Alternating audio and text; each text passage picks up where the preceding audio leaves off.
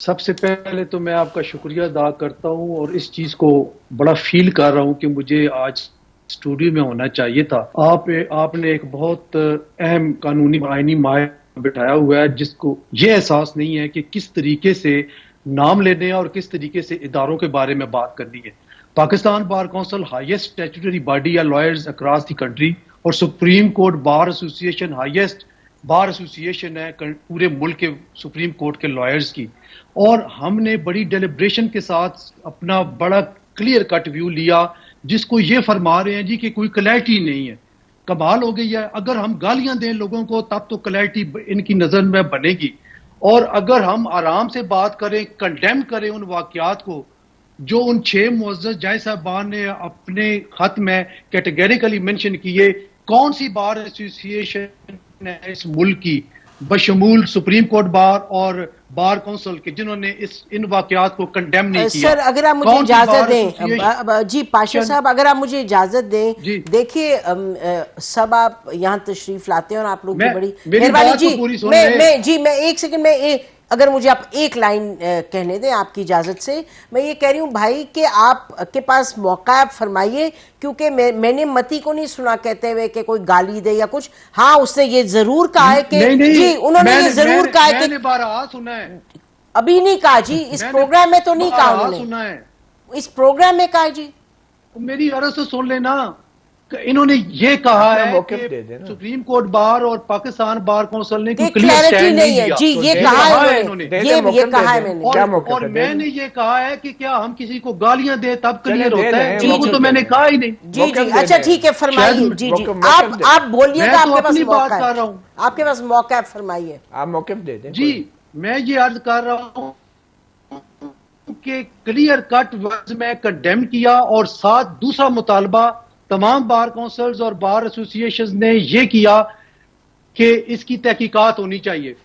जाती तौर पे मेरा भी ये राय थी कि 184(3) की कॉग्निजेंस ले, लेकिन जब फुल कोर्ट मीटिंग बैठी और उसमें एक डिसीजन लिया और चीफ जस्टिस ऑफ पाकिस्तान को यह इख्तियार दिया कि chief executive of the country को तलब करें, बुलाएं और कमीशन की तरफ जाएं, तो फिर इसको फुल कोर्ट का फैसला समझते हुए हमने इसको तस्लीम किया कि ठीक है कमीशन ही बन जाए।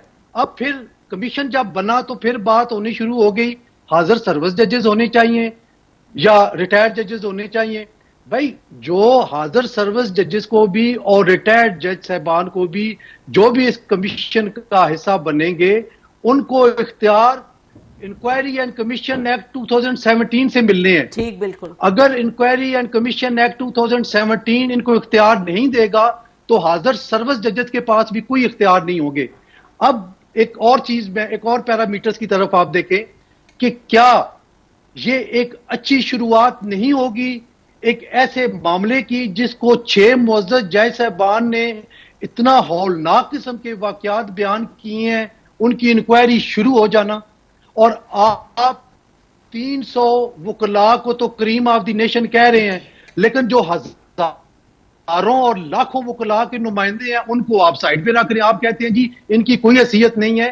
अब साथ ही ये कहा कि चेयरमैन पाकिस्तान बार काउंसिल ने जी 10 दिन के बाद बुलाई है मीटिंग। वो बैरून मुल्क हैं, उन्होंने 4 तारीख को तशरीफ लाना है और 5 तारीख को उन्होंने मीटिंग रख दी है। सर हमने जी वो मैंने कहा था, जी वो मैंने कहा था पाशा साहब, और आप तो मैं वही अर्ज कर रहा हूँ सर। जी फरमाइए। 5 तारीख को मीटिंग बुला ली है। देखिए पाकिस्तान बार काउंसिल के जो जितने भी नुमाइंदे हैं, जो इलेक्टेड मेंबर्स हैं, वो सारे मुल्क के मुख्तलिफ जगहों से ताल्लुक रखते हैं। कोई सिंध से है, कोई केपी से है, कोई बलोचिस्तान से है, कोई पंजाब से। तो सारे सब को अगर वेल टाइमली उनको इतला दे दी गई, 5 तारीख को आके हम अपना लाए अमल प्रैक्टिकली बता देंगे। हो सकता है हम उसमें यहां तक चले जाएंगे कि हम उसमें पार्टी बनते हैं, हम उसमें इनपुट देंगे अपनी, हम उसको वॉच करेंगे।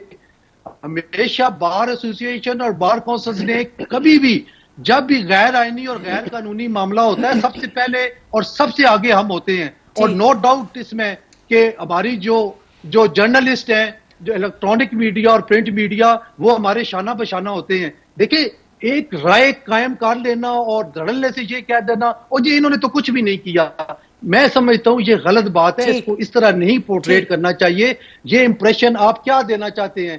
क्या पाकिस्तान बार काउंसिल या सुप्रीम कोर्ट बार एसोसिएशन अपनी जिम्मेदारियों से आगाह नहीं है?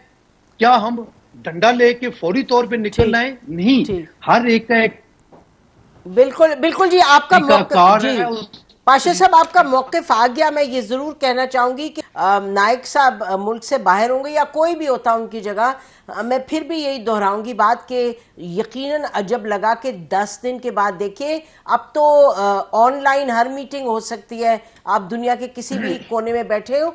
और मकसद ये कि जो प्रोसेस है, देखिए इन्वेस्टिगेशन का सब कह रहे हैं, सवाल तो ये कि कौन से प्रोसेस के तहत होगा।